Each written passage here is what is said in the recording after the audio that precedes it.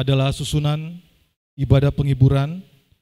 Yang pertama adalah pembukaan, yang berikutnya adalah ibadah penghiburan, selanjutnya ungkapan duka cita yang akan disampaikan oleh keluarga Sarira, kemudian ungkapan duka cita oleh Bapak Frederick Boyong, kemudian ungkapan duka cita dari IKAT Cabang Samarinda, kemudian dari IKAT Wilayah, selanjutnya ungkapan hati dari keluarga dan ucapan terima kasih, kemudian diakhiri dengan penutup.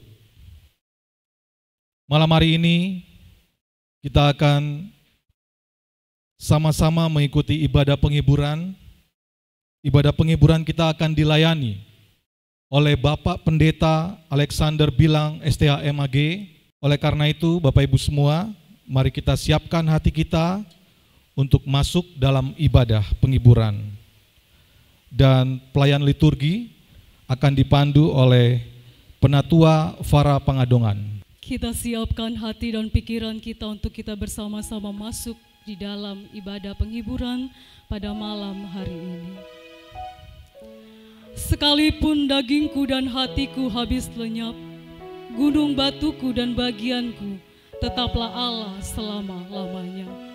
Berserulah padanya, mampirlah dengar doaku.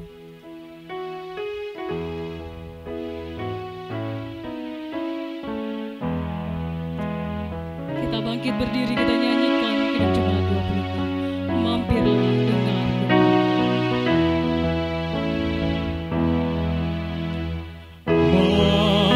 Mampirlah dengar doaku, Yesus Tuhan tebus. Orang lain kau hampiri, jangan jalan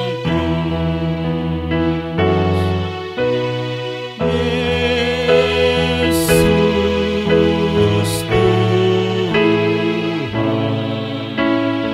dengar doaku.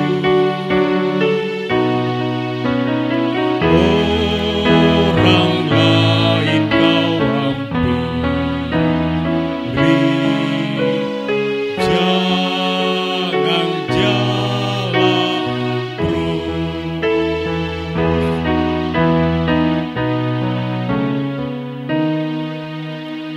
ini saja andalanku, jasa kurbanku,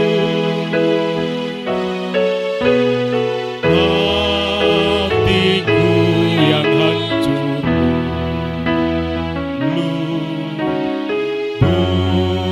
buatlah sembuh. Yesus Tuhan, dengar doaku. Orang lain kau hampiri, jangan jalan terus.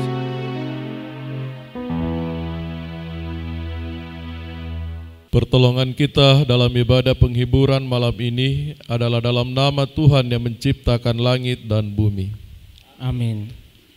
Salam sejahtera bagi kamu sekalian. Dan bagimu juga. Silakan duduk. Realitas manusia dan kematian, pahitnya kematian.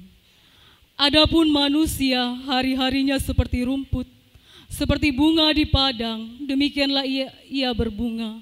Apabila angin melintasinya, maka tidak ada lagi ia dan tempatnya tidak mengenalnya lagi. Mazmur 103 ayat yang ke-15 hingga ayat yang ke-16. Kemenangan atas kematian, Roma 6 ayatnya yang ke-5.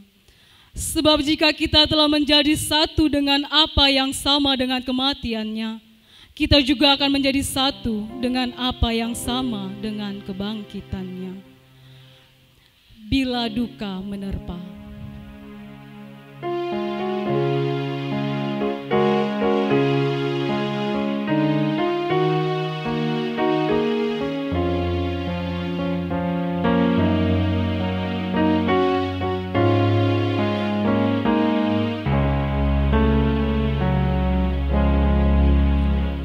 Hidupku bagaikan daun, segera kan layu. Demikian hidup manusia.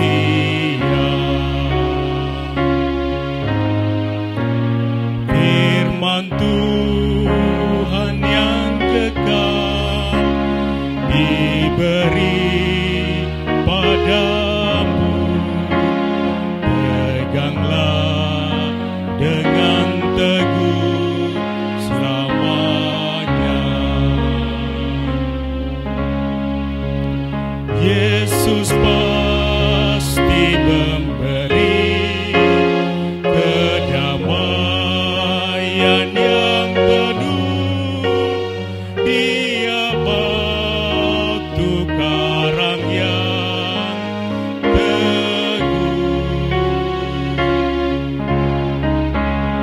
Yesus pasti memberi kedamaian yang penuh. Dia batu karang yang teguh.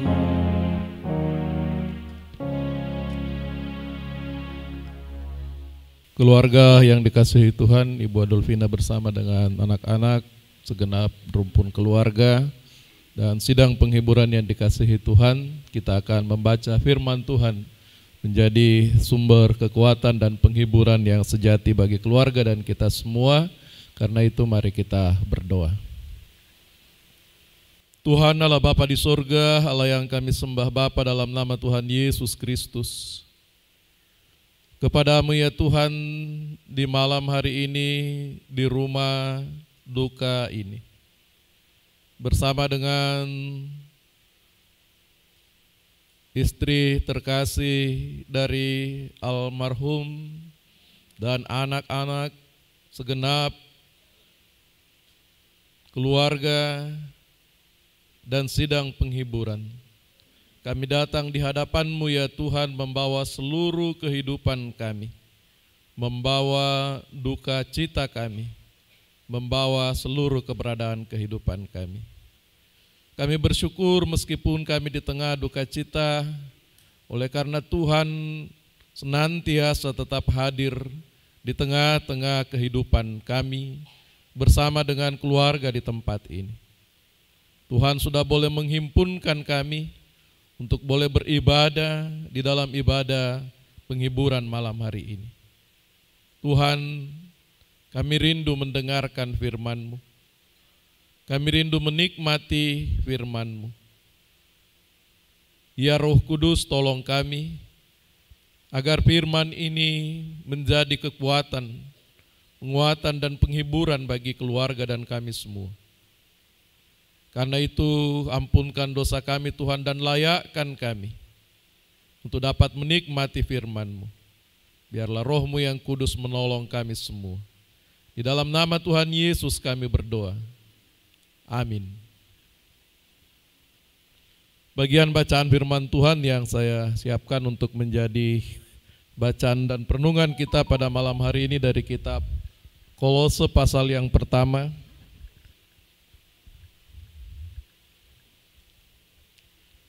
Kolose pasal yang pertama ayat 15 sampai 22.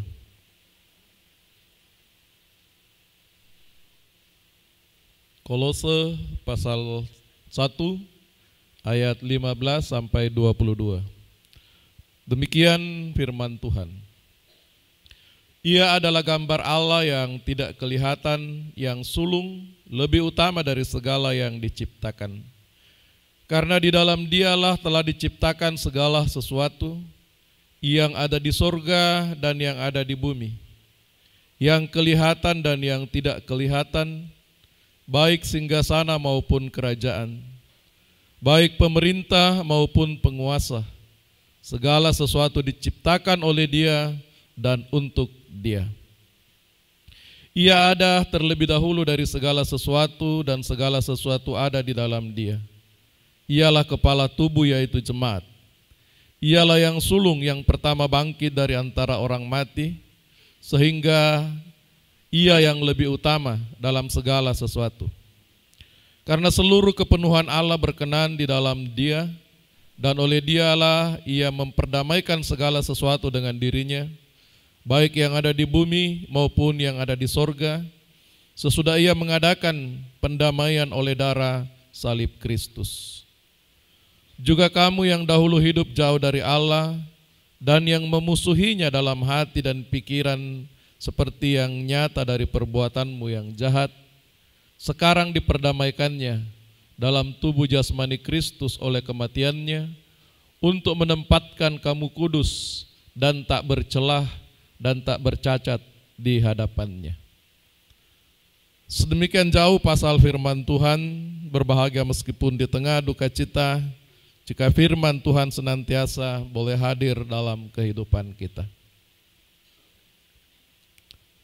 Ibu Adolfina bersama dengan anak-anak dan rumpun keluarga serta sidang penghiburan yang dikasihi Tuhan.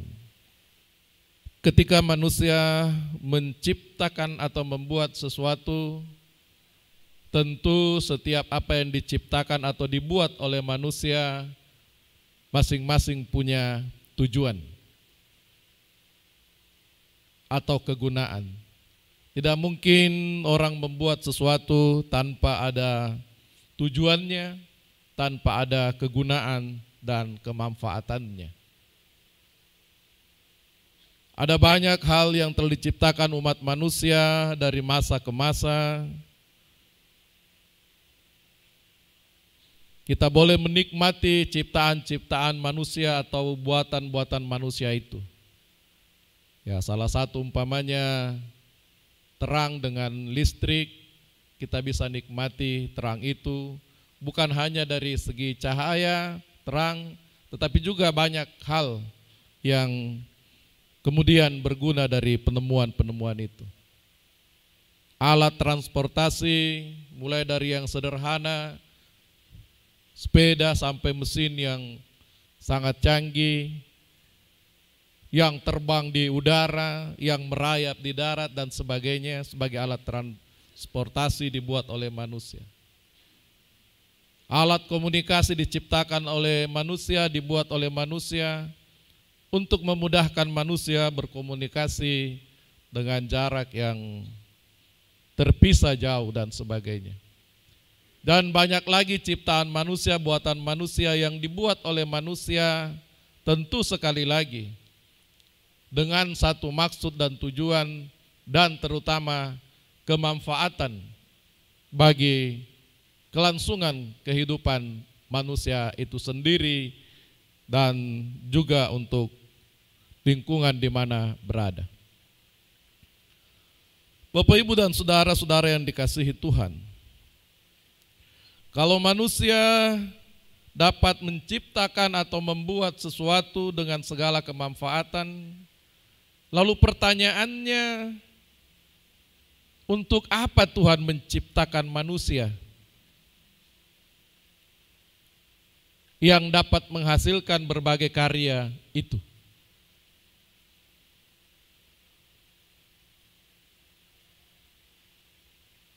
Nah, kuak ada torayak, apa patu borong na tampai puang matua te kita torotolino. Apakah Tuhan mencipta dalam keisengan? Tentu tidak. Kalau kita membaca kitab Kejadian, Tuhan menciptakan segala sesuatu dan pada hari yang ke-6 Tuhan menciptakan manusia laki-laki dan perempuan segambar dan serupa dengan dirinya.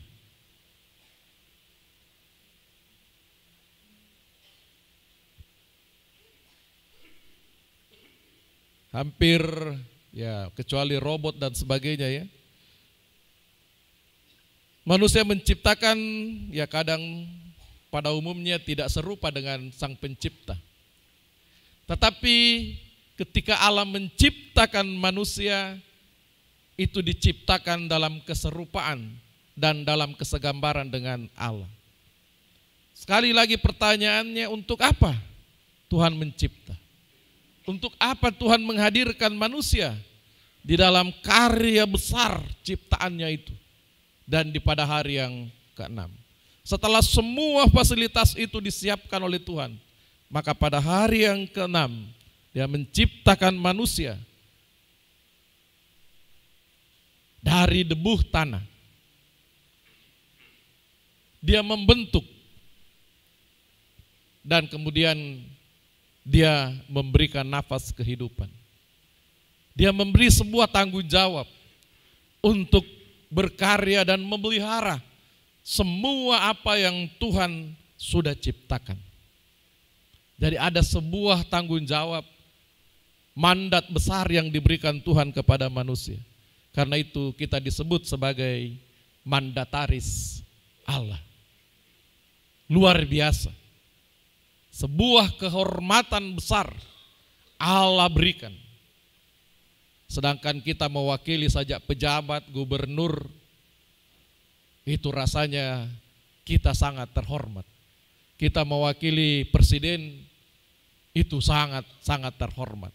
Ini kita mewakili Allah, mandataris Allah.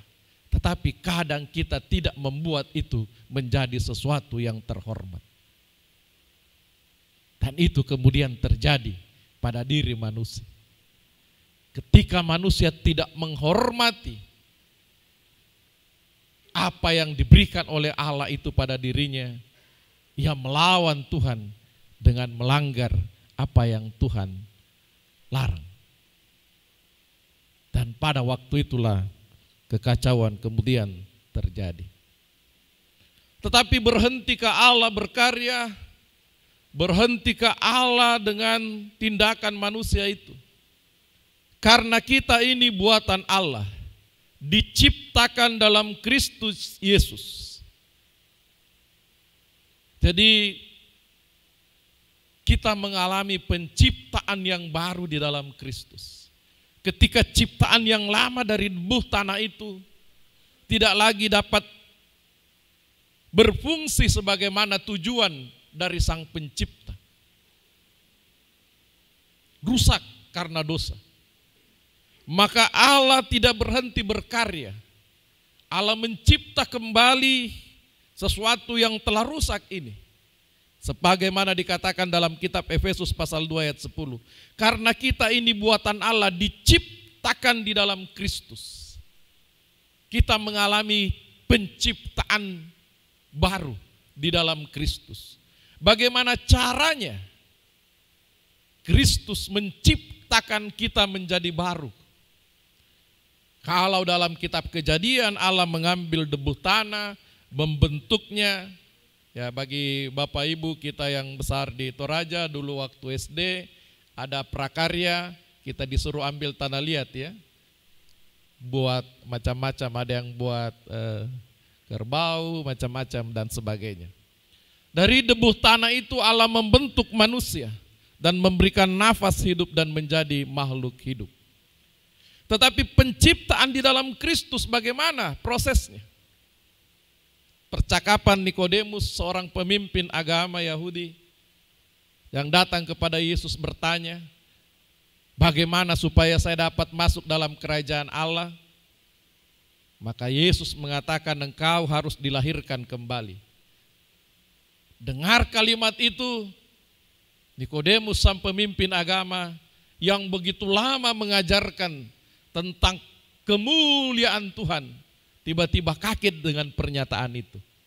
Kalau engkau tidak dilahirkan kembali, engkau tidak akan masuk dalam kerajaan Allah. Engkau tidak akan mengalami dan menikmati kemuliaan Allah. Karena itu dia bertanya dengan cara pikir manusianya. Haruskah saya masuk kembali ke dalam rahim ibu saya? Bagaimana caranya dibedah untuk memasukkan orang dewasa ke dalam rahim seorang ibu lagi? Itu mustahil. Dan karena itu Yesus katakan, kalau engkau tidak dilahirkan dari roh, maka engkau tidak akan menikmati kelahiran yang baru. Dalam kitab Efesus kita mendengarkan firman Tuhan, kita ini buatan Allah, diciptakan dalam Kristus Yesus. Bagaimana menciptakannya kembali? Melalui proses Yesus mengalami kematian di atas kayu salib untuk menebus dosa seluruh umat manusia. Dan kebangkitannya memproklamirkan kepada seluruh dunia bahwa maut yang menjadi ketakutan dari seluruh umat manusia akibat dari pelanggaran Taman Eden tidak berdaya dengan kebangkitan Kristus. Maut telah dikalahkan. Hai maut, di manakah sengatmu? Maut tidak berdaya ketika Yesus menyatakan kemuliaannya. Dan di dalam karya Allah itulah, melalui Dia yang menciptakan kembali, melalui kematian dan kebangkitannya, bagi setiap orang yang percaya kepadanya akan beroleh hidup yang kekal. Sebagaimana dikatakan dalam Yohanes 3 ayat 16. Karena begitu besar kasih Allah akan dunia ini, sehingga Ia telah mengaruniakan anaknya yang tunggal, supaya setiap orang yang percaya kepadanya tidak binasa, melainkan beroleh hidup yang kekal. Jadi tujuan Allah melahirbarukan, menciptakan kembali di dalam Kristus sama dengan tujuan Allah menciptakan sejak awal, yaitu Allah mau manusia mengalami kekekalan bersama dengan Dia di dalam kerajaannya. Tetapi pemberontakan manusia menyebabkan dia terusir dari hadirat Allah. Sebagaimana dikatakan dalam Roma 3 ayat 23. Semua manusia telah berdosa, dan akibat dosa itu apa yang terjadi? Kehilangan kemuliaan Allah. Itu yang terjadi Bapak Ibu. Dan ketika kita kehilangan kemuliaan Allah, lalu apa lagi gunanya hidup kita? Apa artinya hidup kita kalau kita kehilangan kemuliaan Allah? Jangan bangga berjalan di dunia yang fana ini ketika hidup kita terpisah dari kemuliaan Tuhan. Tidak ada artinya hidup ini. Itu sebabnya Rasul Paulus mengatakan, kalau Kristus tidak dibangkitkan, maka sia-sialah kamu menjadi percaya. Tidak ada gunanya hidup ini tanpa apa yang dilakukan oleh Kristus. Diciptakan dalam Kristus, sekali lagi bukan tanpa tujuan, kembali tujuannya diperjelas. Untuk apa? Untuk melakukan pekerjaan baik yang dipersiapkan Allah sebelumnya. Jadi ada tujuan Tuhan. Tuhan sekali lagi tidak sedang bermain-main, bercanda ketika menciptakan manusia. Dia menciptakan manusia dengan tujuan. Dia mau, dikatakan di sini, Ia mau, Kristus mau supaya kita hidup di dalamnya. Di dalam apa? Di dalam rancangan Tuhan. Di dalam apa? Di dalam kasih karunia Tuhan. Sebagaimana dikatakan oleh firman Tuhan dalam 1 Korintus 6 ayat 20. Karena kamu telah dibeli dan harganya telah lunas dibayar. Karena itu muliakanlah Allah dengan tubuhmu. Muliakan Allah dengan hidupmu. Jadi tujuan Tuhan menciptakan manusia untuk kemuliaan Tuhan, bukan untuk kemuliaan kita. Kita keliru Bapak Ibu. Sebuah teori dulu yang digagas oleh Galileo dan Galilei, bahwa melawan teori yang lama bahwa bumi itu tidak bulat. Tetapi oleh penemuan Galileo dan Galilei, dia mengatakan bumi itu bulat. Dulu ada teori yang mengatakan bahwa mataharilah yang mengelilingi bumi dan bumi seakan-akan adalah pusatnya.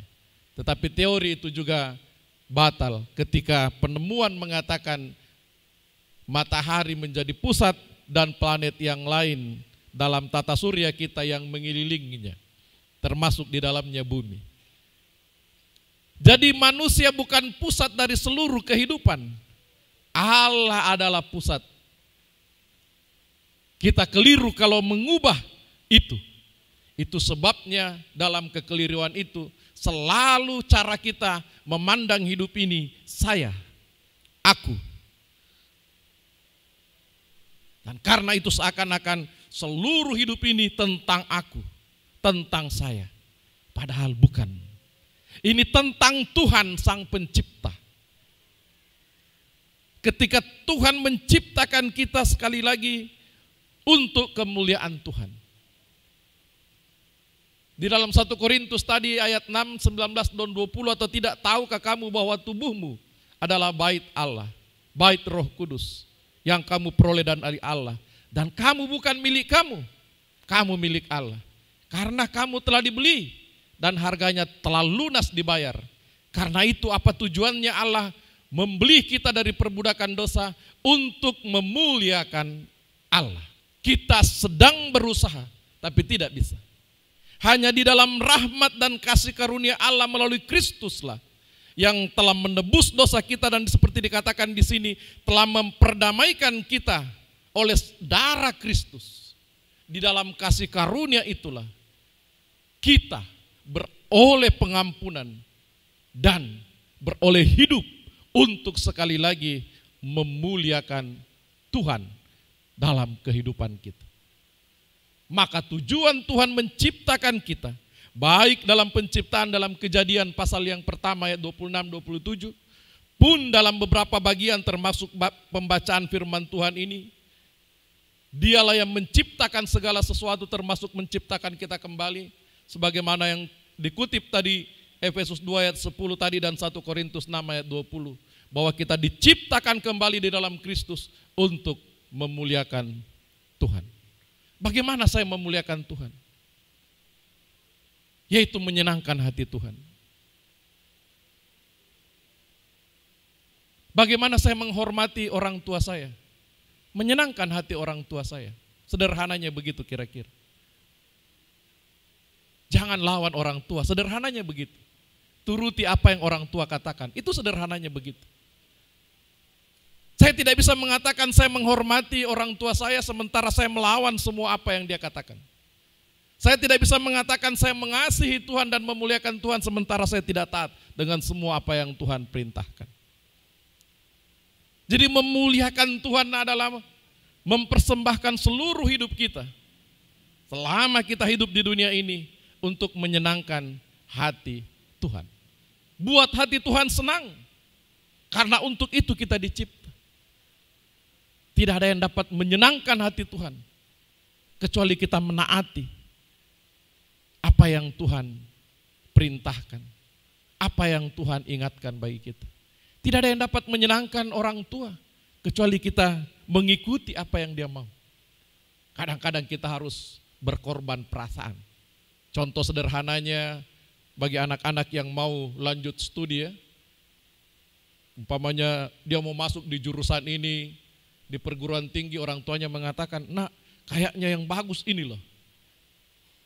Tidak sedikit anak yang memberontak sih. Tapi itu membuat kadang-kadang orang tuanya tidak nyaman. Kok anak tang na perangi mau te anak gue. Na dolosia mau odadi na iya. Nah kok kan itu masanya bapak, masanya mama. Kami ini kebutuhan kami sekarang lain gitu. Ya masa Tuhan sudah lewat, masa kami ini begini, kira-kira begitu.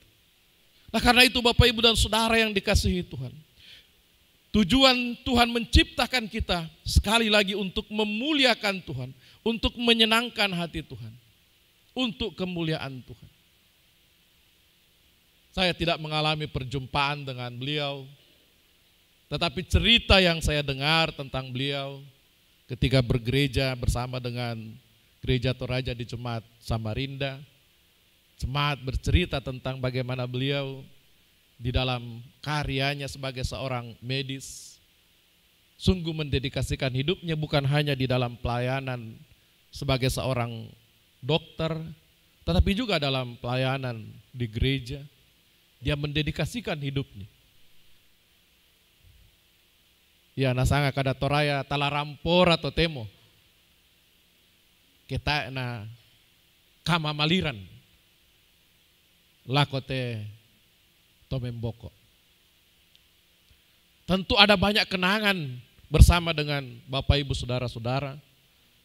Kalau semua mau bercerita tentang pengalaman dengan beliau, tetapi menurut beberapa jemaat bercerita bagaimana hidupnya didedikasikan melalui keahlian yang dia miliki.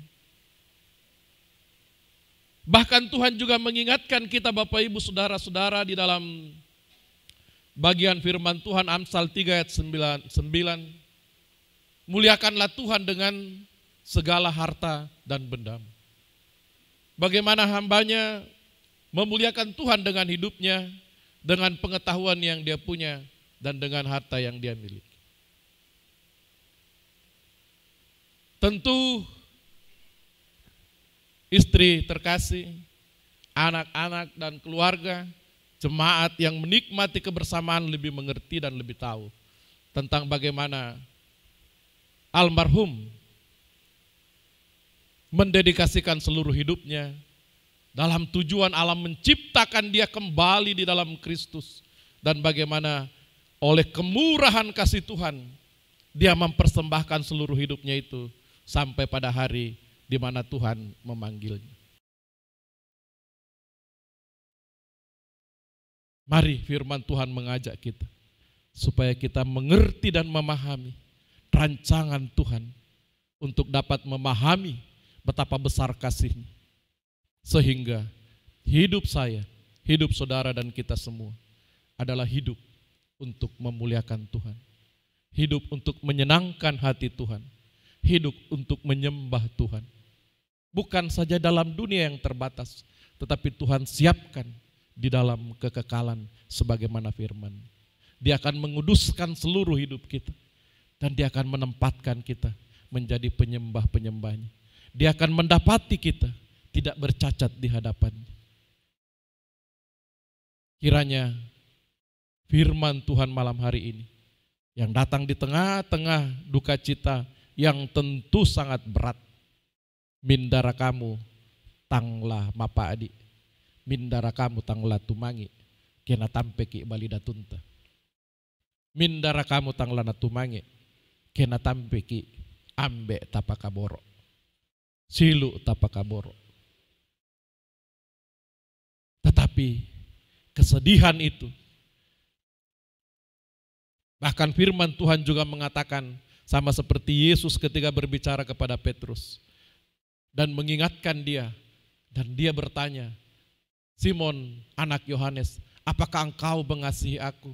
3 kali pertanyaan itu dan 3 kali dijawab oleh Simon Petrus, Tuhan engkau tahu segala sesuatu, aku mengasihi engkau.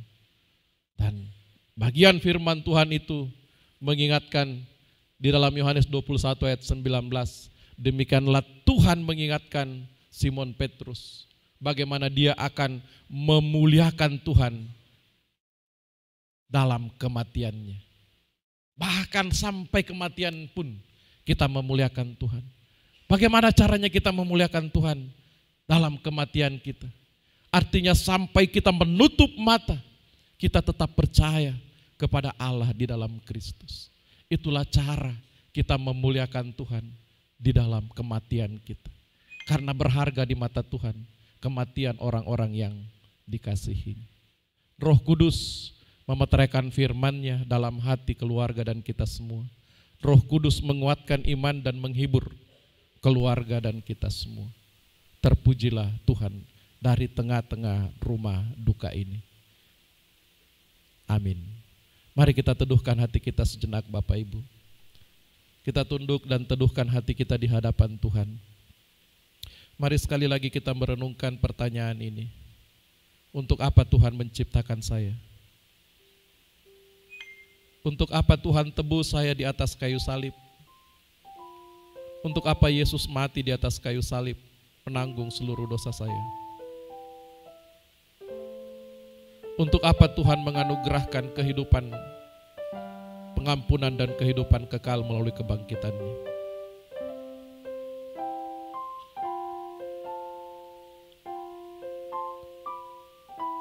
Untuk apa Tuhan masih memberikan hidup kepada saya sampai hari ini? Apakah hidup saya sungguh berguna memuliakan Tuhan dalam hidup saya? Apakah hidup saya sungguh berguna bagi orang di sekitar kehidupan saya? Ingatlah saudara, Tuhan menciptakan kita untuk menikmati kemuliaan-Nya, untuk memuliakan Dia, dan juga untuk berguna bagi sesama kita. Terpuji Tuhan. Amin.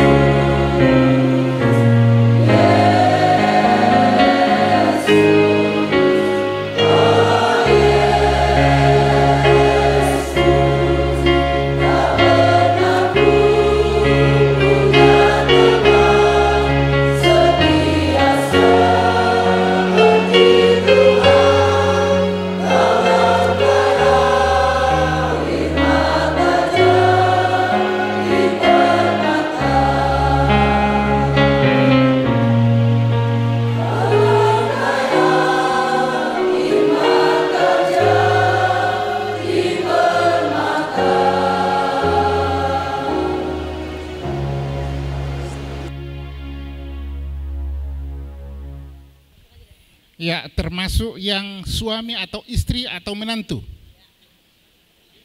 Saya ini menantu. Ya. Siapa-siapa tuh Tonararai Buntau. Kami tunggu, tidak akan nyanyi kalau tidak muncul teman-teman. Terima kasih.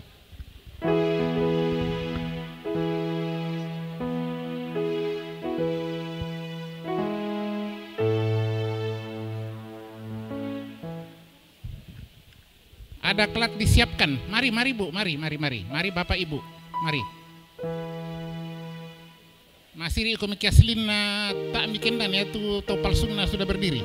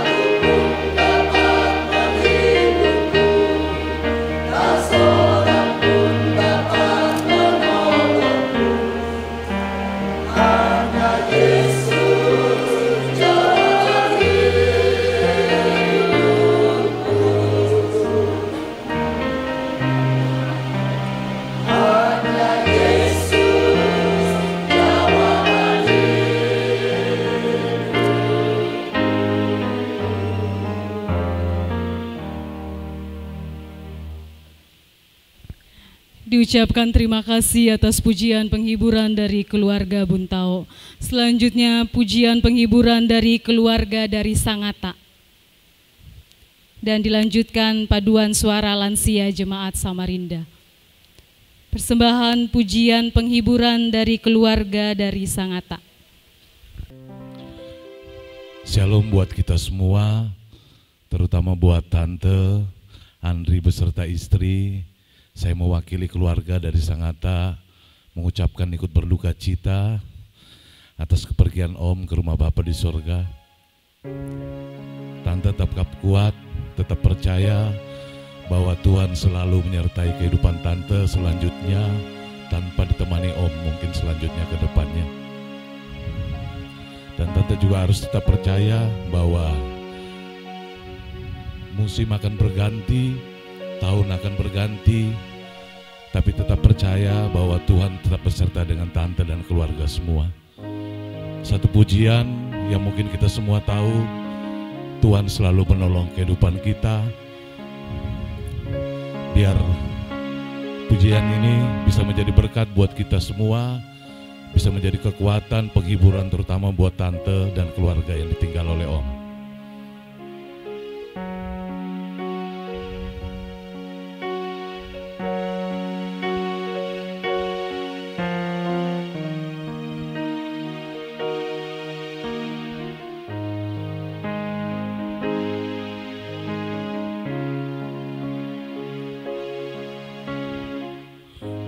Musim akan selalu berganti, kasih Tuhan tetap abadi,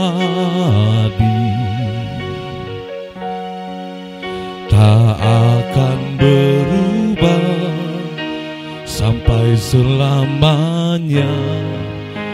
Ku tetap percaya, ku yakin Tuhan memberkati, ku yakin Tuhan melindungi.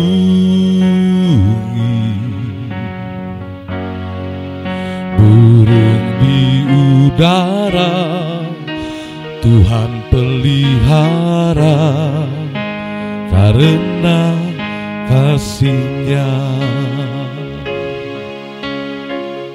Tuhan selalu menolongku,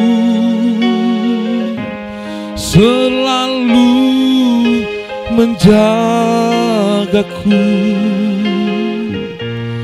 Selai di rambutku tak akan terjatuh tanpa seizin-Mu. Tuhan selalu menolongku, selalu menjagaku. Dia mengenyangkanku dan peliharaku seumur hidupku.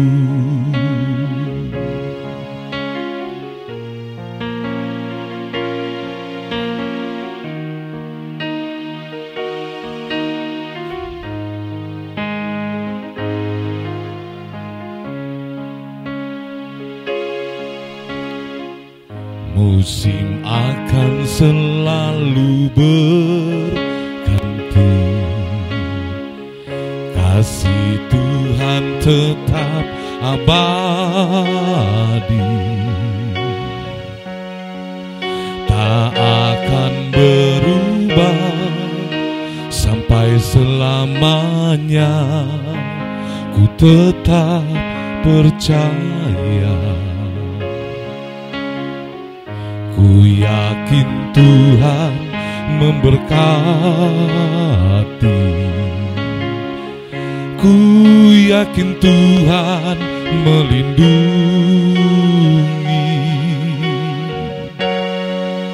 Burung di udara Tuhan pelihara, karena kasih-Nya. Tuhan selalu menolongku, selalu menjagaku. Selai di rambutku tak akan terjatuh tanpa seizin-Mu. Tuhan selalu menolongku, selalu menjagaku. Dia mengenyangkanku dan peliharaku seumur hidupku. Tuhan selalu menolongku, selalu menjagaku. Selai di rambutku tak akan terjatuh tanpa seizin-Mu. Tuhan selalu menolongku, selalu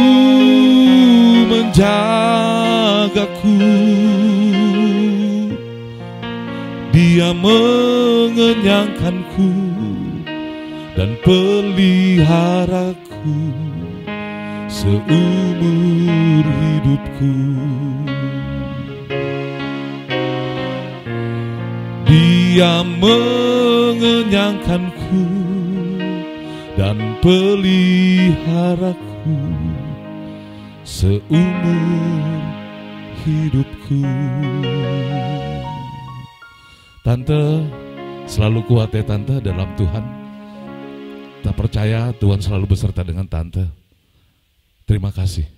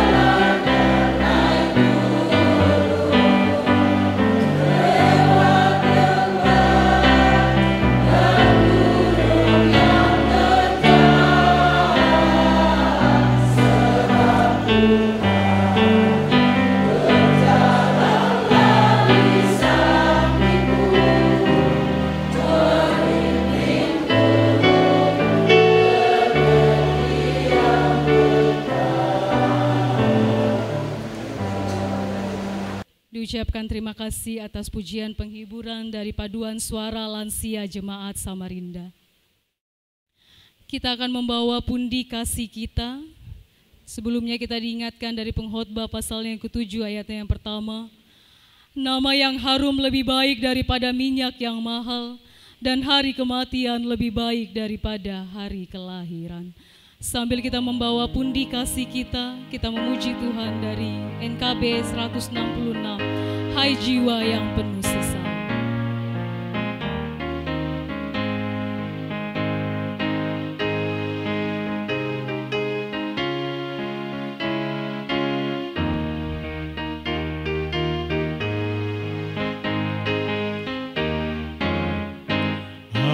jiwa yang penuh sesat, mengapa engkau berkeluh?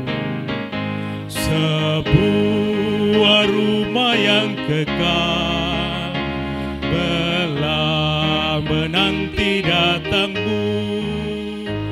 Tenang dan teguhkan hatimu, tenang dan teguhkan hatimu, tenang, tenang, teguhkan hatimu. Meski berat tanggunganmu kendati jalanmu terjal. Meski berat tanggunganmu kendati jalanmu terjal, arahkanlah pandanganmu ke rumah Bapa yang kekal. Tenang dan teguhkan hatimu, tenang dan teguhkan hatimu, tenang, tenang, teguhkan hatimu.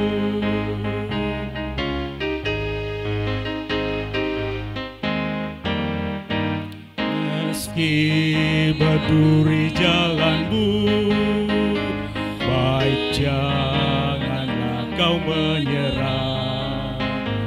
Ingatlah Yesus Tuhanmu, berduri juga tajuknya. Tenang dan teguhkan hatimu, tenang dan teguhkan hatimu, tenang, tenang, teguhkan hatimu.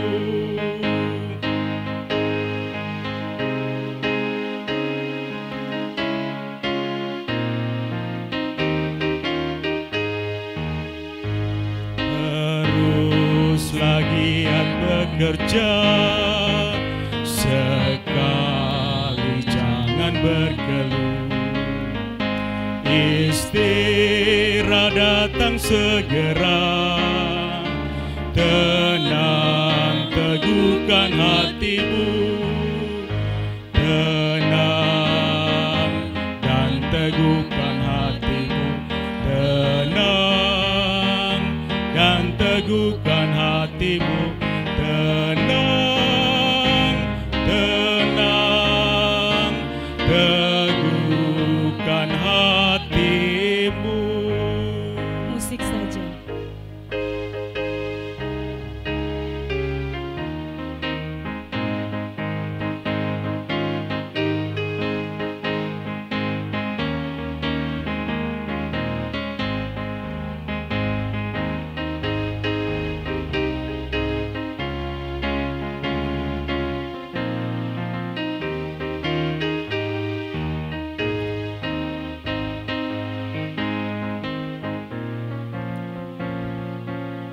Kita akan mendengarkan pujian penghiburan kembali, yaitu dari solo dari keluarga Sarira, yang dilanjutkan vokal grup Gamara, lalu keluarga Baktan, kemudian paduan suara jemaat Samarinda, dan yang terakhir keluarga almarhum.